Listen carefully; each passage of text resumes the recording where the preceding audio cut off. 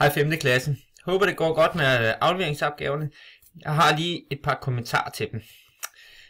For eksempel her, hvis nu vi skal finde omkredsen af den røde cirkel her, jamen så ved vi, at omkredsen den er 2 gange radius gange med pi.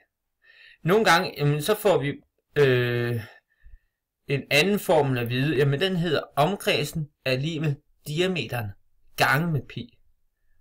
Men de to formler, de er jo faktisk ens, fordi vi ved jo, at diameteren den er 2 gange med radius. Vi kan også se det her, at radius den går kun halvvejs ind, hvorimod diameteren den går hele vejen igennem. Når man skal finde arealet, vi ser arealet her er det lille a, jamen så skal vi altså sige, at arealet er lig med radius gange pi. Hvis radius så er 7 for eksempel, jamen så vil det altså være 7 gange 7 gange med pi. Nogle gange får man også en diameter at vide. Det kunne være, at diameteren den var 30. Jamen så skal vi altså tage halvdelen af de 30, det er 15. Så vil det altså være 15 gange 15 gange med pi.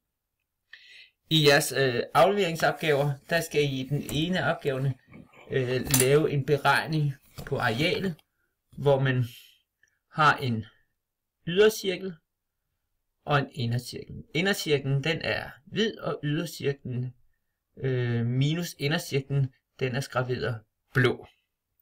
Der skal I huske, at jamen, først så bliver man altså nødt til at finde, hvad er arealet for den her indercirkel. Bagefter så kan I jo finde ud af, hvad er arealet for ydercirklen. Når I har fundet ud af det, jamen så er det jo altså arealet for ydercirklen minus arealet for indercirklen. I nogle af opgaverne, der skal man også finde ud af, jamen vi har en eller anden cykelhjul, og den har en diameter. Jamen, hvor langt har den så kørt, når den har drejet 5 gange rundt?